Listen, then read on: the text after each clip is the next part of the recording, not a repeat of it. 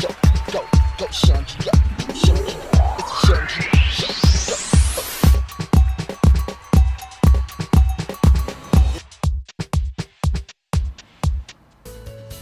On today's show, licensed marriage and family therapist Zeahlot Lopez answers relationship questions from a few Chundria Show viewers.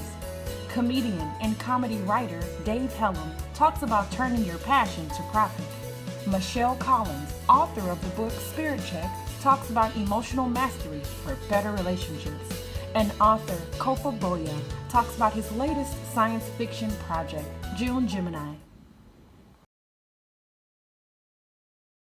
It's just a beautiful story. I'm actually a licensed cosmetologist of 12 years. Wow. Got licensed at the age of 17. And I was working in a barbershop. I was a stylist, a makeup artist. I worked for companies such as MAC, and I just loved what I did. And in doing so and in serving my clients, I found that if you've ever been to a barbershop, or if you've ever been and gotten your hair done, they are your therapist. Right. You go in there and you tell them your thing and what's going on and who you've been dating. Right. And I found that I actually listened to them. They felt heard. They wouldn't come for the blow dry. They would come to talk. Right. And they say that when you're good at something, you should charge. So I like went, that. Yeah. I went back to graduate school after getting my psychology undergrad. Okay. And I just hustled and I did my work and I fell in love.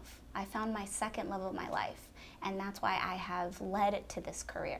Wow. Yeah. Well, congratulations to Thank you. I mean, that's an amazing story, and how you took something as simple as just being there for other people and listening, and you turn it around into a career for yourself. Yes. So kudos to you. Well, that's exactly why I chose you to help me out. I've got some Ask Chundria about love questions and letters from some of the viewers out there, and so I'm no expert, but I would love your recommendations today to help some people out there that have some questions. You down? Wonderful. Yes, absolutely. I'm Alrighty. excited. Let's see. Okay. You're going to get juicy. So, All right. Dear Chundria, my in-laws are driving me crazy, and my husband isn't making it any easier. It was his idea to move in with them for a year to save up money to buy a house of our own in another state.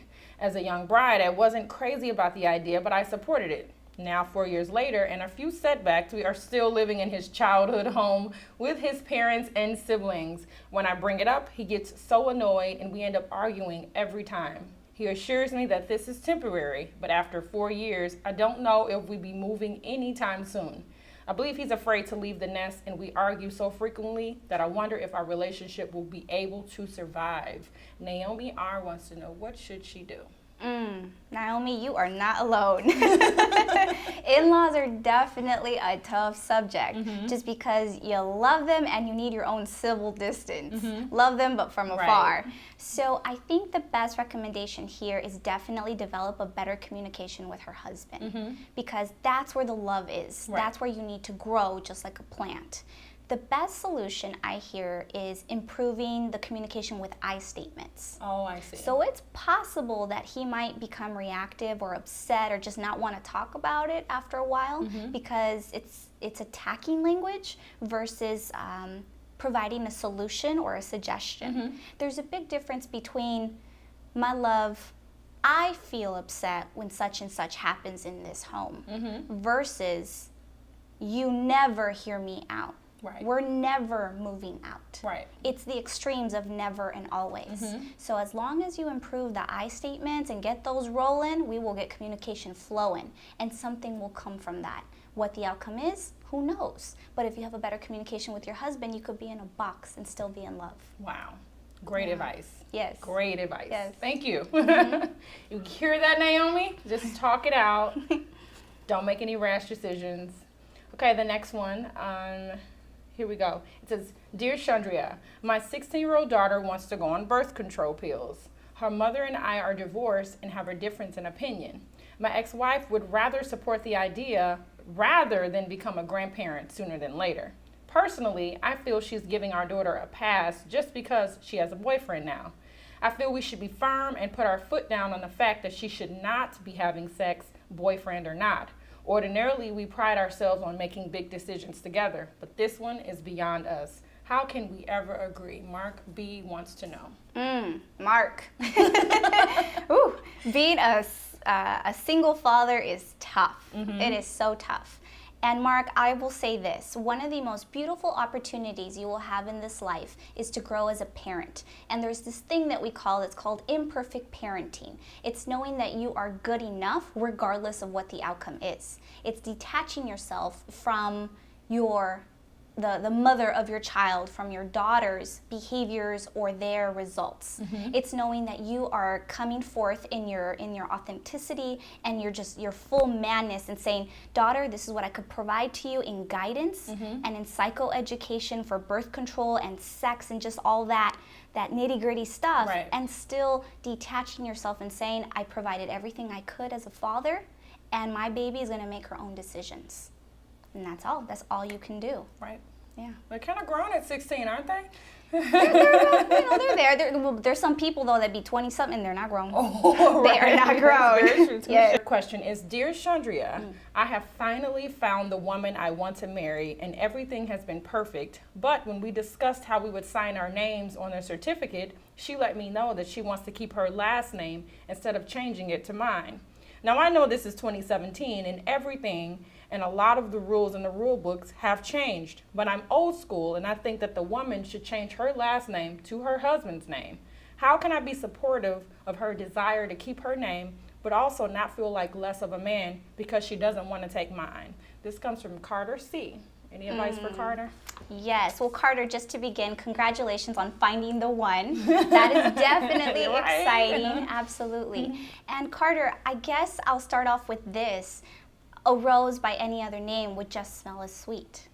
So it's not necessarily the labels you put on something like we together, it's complicated, or we married, we're not, we're together, or even adding a last name for your wife to be. More so, it's about how you guys feel about each other.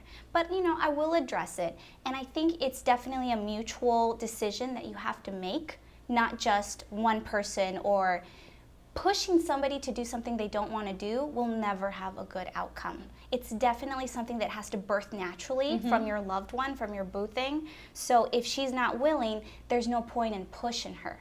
Maybe express to her how you feel with I statements, with telling her how much you adore her and the top 3 reasons why you feel you'll be more connected to her. Oh, that's the winner right there. You tell her that. Yes, add in a little dinner in there, some flowers. Really just speak to her heart. Because it sounds like more that you are bringing in facts. You're bringing in, this is what my granddaddy did. This is what my friend did with his wife. It's more about what is right for the couple. Every couple is different, and this is definitely something you are not alone with. So I hope it goes well. And Hey, it's Chundria, and today we're talking passion, preparation, and profit. And my special guest is comic and writer Dave Helem. Hey. How's it going? I'm great, man. Thanks for being a guest today. I really appreciate it. Okay. Now, you're a comedian. You're a comedian first, then writer? Or which one were you more passionate about first? Everything I've gotten has come from stand-up. So every writing job I've gotten has come from me being a stand-up comic. Every acting job I've gotten has come from me being on stage. Okay. So I definitely say stand-up is first. Okay. Now, as a comedian coming from Chicago and now living in Los Angeles, what was that transition like? How long have you been doing what you do?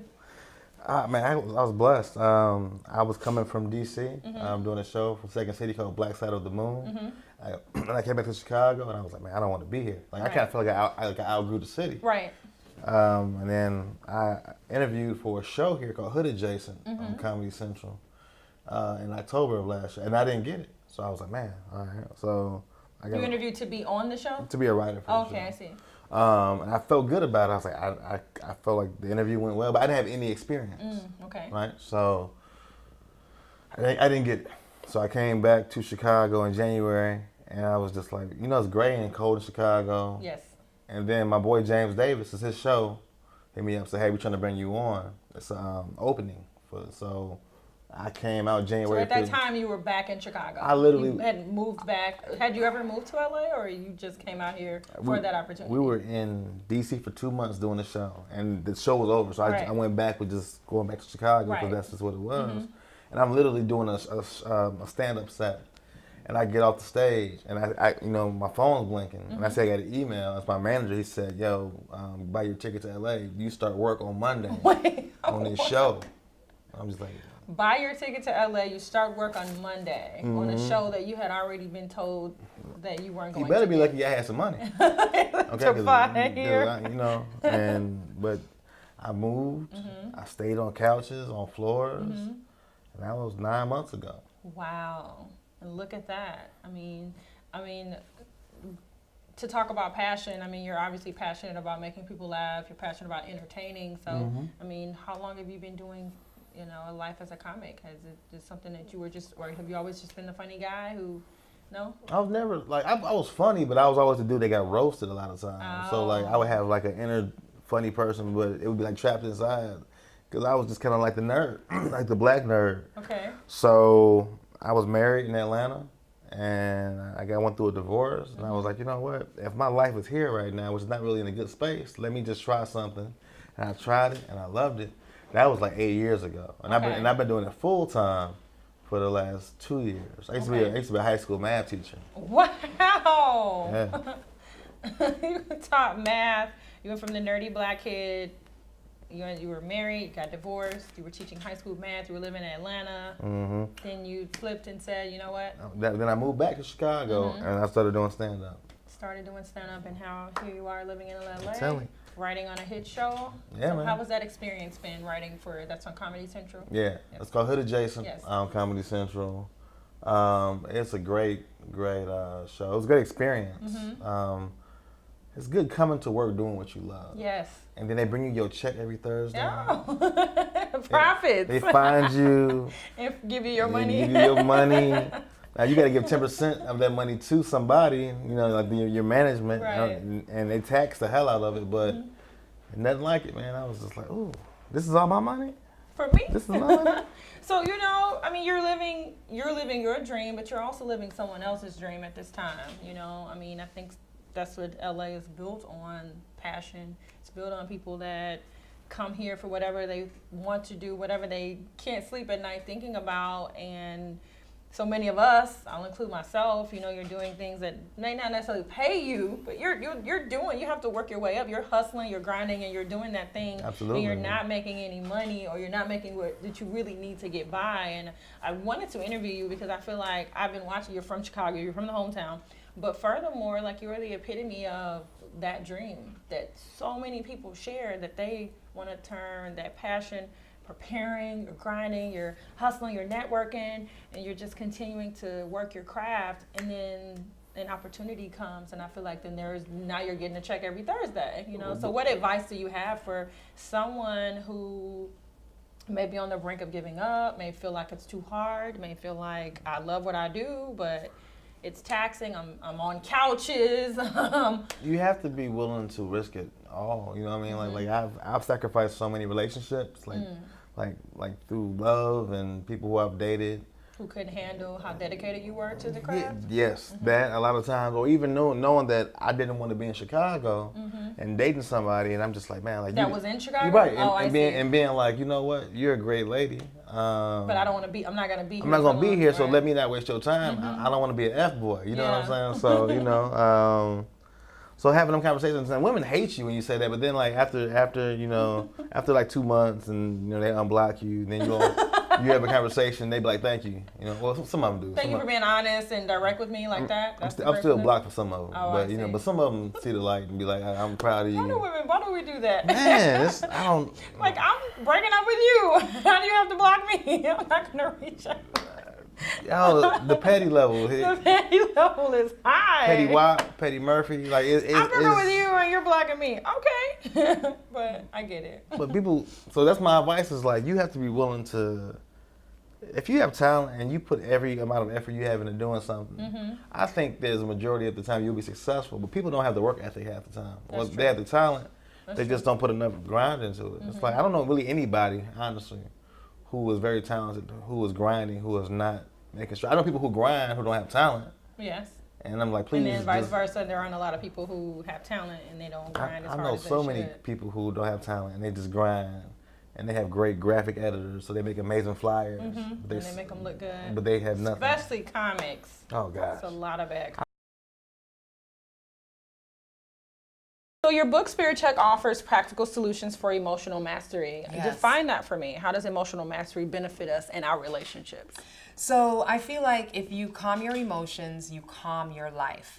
A lot of times we're led by our emotions. And one thing that we have to remember is feelings are natural because we're human. However, we can't rely on our feelings all the time because our feelings will lie to us. They come, they go, they're inconsistent, and they're not always facts either. So today we may be feeling great and tomorrow not so great. So we have to find out what is going on, what happened between yesterday and today, why we changed our feelings or why our feelings are different. And doesn't matter, we still have responsibilities yesterday and the same responsibilities today in our relationships and life and goals and dreams.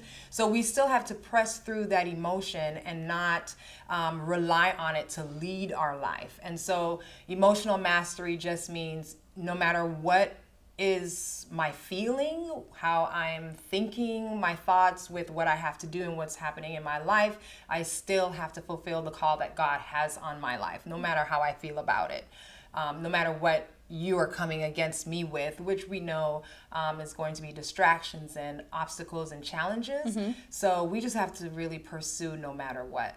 Absolutely. So in your book, how is it written and what voice is it written in? It's written in the voice of me bringing out things that you may not have thought about. For example, I deal with 5 emotions in Spirit Check: jealousy, intimidation, fear, pride, and anger. So one of the things in jealousy, some of those that have bought the book and are reading, they're talking about what I call motivational jealousy. Okay. And they're saying, wow, Michelle, we've never heard of motivational jealousy, you know? Wow. So motivational jealousy is when you look on somebody else that's doing what you know you really should be doing yourself, not the same, you know, your blueprint, obviously, but you know that you're supposed to be kind of answering your own call on your life, but you haven't. So seeing someone else doing it is motivating you to really get back in the game, do what you know you're really supposed to be doing. Which is something, it's so common. It's common. And no matter what industry, this applies to all of us. And no matter what our dreams and vision for our life is, at times we get off the horse for whatever reason. Life happens. There's that feeling again because life happened, so I'm getting depressed. But how about taking that time to really develop what it is that you're supposed to be doing? And so sometimes you look at somebody and they're doing it, and often you feel jealous, but it can be motivating as well to really answer your call again, because you have to say yes every day. Answer your call again to be like, you know what? I really need to write. I really need to do this screenplay. I need to just go out and fulfill whatever my heartbeat is. Yeah. Wow. Get that book. So in regards to the realm of dating and relationships, heartache is an epidemic in this world. Let's talk about the effects of not getting closure after toxic relationships have ended. Wow. I really think that one of the reasons personally as well that led to my emotional kind of breakdown is I was afraid to have a hard conversation. Not because I wasn't ready. Usually we're the ones, we know what to say, we have our points, but we don't know how we're going to be received. So we might retract and be like, let's put that off, or let's just not have the conversation. So I really think closure is so important. Words fail me, because without closure, what you're doing is you're bringing the heartache from one situation into, and you're just allowing it to pour into all of your life, which is not fair to you and your divine destiny. So closure is absolutely important. Have the hard conversations, and it doesn't necessarily have to be one-on-one. We can find different ways to bring closure to our relationships that aren't serving us. And if you can't have the hard conversation, one of the things that I think you can do is to have the closure within yourself, because at the end of the day, it's all about you and how you're able to move forward no matter what is going on with the other person. So what does that mean? It might mean throwing out memories. It might mean writing out your feelings in your journal. It might mean establishing more positive relationships and things in your life, so that your mind doesn't go back to that place. Absolutely. Also, it's so great, especially if you end a relationship and you want to move forward and move past whatever you were dealing with. Yes. You help people, in a sense, conceptualize their dreams and goals, right? I would say so. I hope I'm an inspiration. I try to be an inspiration. You know, how should singles seeking meaningful relationships go about manifesting what they want and being more intentional in their approaches, in your opinion? So I can only speak for me. What I did, and I've been married 17 years to a wonderful person. Congratulations. And thank you. And 3 wonderful children as well. And so for me, what I did was I wrote out exactly what I wanted in a future mate. And I walked around with this paper. I knew exactly what was on it. And so I believe nothing happens unless you write it down. That's what I believe anyway. So I wrote out the qualities, the kind of person, the kind of father that I was looking for, and that is what came to me. Like, you know, I wasn't seeking it, but I carried it with me daily. And so I think that's what I was intentional as far as what was in my heart, writing it out, and then it will find you. It will absolutely find you. But if you just keep it in your mind and keep the negative in your mind, then that's what's going to be highlighted every time you go out, you know. But if you write down the positive and keep it in the forefront of your mind, I believe that love, that relationship will find you. I love it. And then that helps you stay in tune too with your emotions of maybe helplessness or fearfulness. Like you're taking a hold and you're being intentional. Right. So it releases the anxiety if you know you've written it out. You've put it out there. Yes. You know what you want. Yes. And I'm not saying to like hold it up when you, but you know what it is. You know when it's not what you've written. Yes. You know. You will know. And so let's go back before we get to the book, and let's talk about where your interest in writing started. I've been interested in writing for a long time. Even though I'm known for more like my visual works, you know, I'm a director and photographer. I just love storytelling. Okay. So it was just an opportunity, you know, and you know, writing a book is cheap. They're making a movie, so you know, the only thing it costs you is time. So I knew if I could just dedicate the time and stay focused, I could get it done. And how much time did you dedicate? How much, like, overall? The whole process, once I really sat down, it took about a year and a half, and some time in there too where I was away from it, so I could revisit it with sort of fresh eyes and make some good changes and edits. Okay. Why did you choose sci-fi as a genre of the book?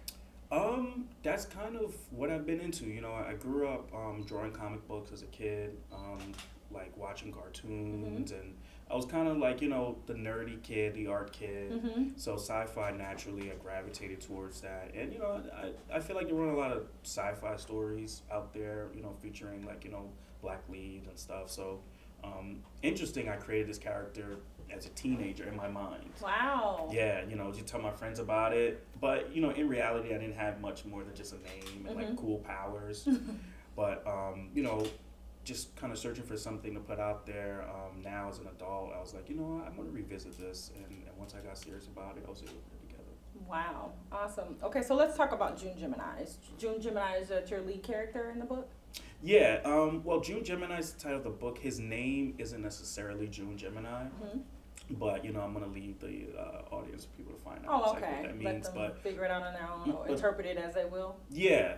But his name is June, and the story's about, it's more about these events, these sort of natural disasters that happen around the world, which is kind of like some of the stuff that's happening now. But in the story, they're very peculiar. Like, for example, there's like a tsunami and a snowstorm that hits like California, something that never happens. And within that, these sort of kids, and some of them are adults, emerge with these like supernatural abilities. And the story is really just how June discovers he's sort of the main one that's supposed to find out and figure out like how to prevent these disasters from happening. But there's more to it than that too, you know. Okay. That's the core. Okay. So you work on this book, you create these characters. What does your reader leave feeling like for the characters, without giving away the storyline per se? You know, how do you want your readers to feel once they've finished your novel? Well, I think one of the things I want to say, like, even though there is a supernatural story, the character isn't a superhero. Okay. He doesn't go around saving people. He's really a regular kid that gets sort of blessed with these abilities, but he's a real kid, and he goes through a lot of emotional trauma that affects his life, as well as the other characters. So it's really like, I think people will relate to it just off of that alone. But they'll be intrigued about the other aspects. But in the long run, you know, he ends up learning about himself. You definitely see him go from a timid sort of person to finally realizing what he has, and then has to make a choice as to what he's gonna do now that he understands who he is. Which is definitely relatable to a lot of people. So. Awesome. Okay, we talked about your writing process. Early on, who did you expect your target audience to be, and has that changed since releasing the book? Because you know you kind of grew up in the arts and the comic books, etc. You know, who were you targeting?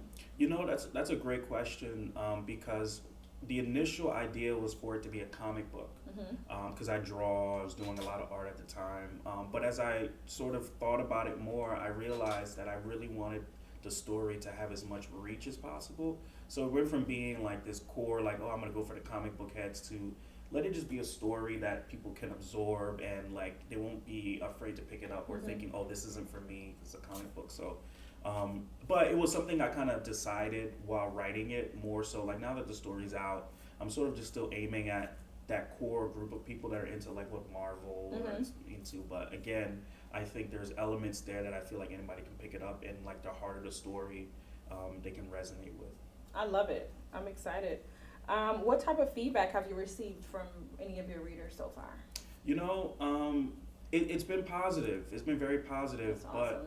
But not just in terms of, oh, it's good. There's people who've really dug into sort of the mythology and what I'm really trying to say. Because we're always trying to say something, but we're trying to hide it and not make it super obvious. Subtle way, yeah. Yeah, that's been the joy for me, is having people sort of decipher, like, oh, I can see where you were going with there, and see sort of the parallels I have between, because there's like some biblical elements in there, and sort of pick those out and say, oh, okay, I can see what you meant with there. So that's been the best part of just the feedback I've been receiving. How can other people get the book, keep up with what's going on with you? Oh, well, it's very easy. JuneGemini.com. You can stay in touch. You can buy the book on Amazon.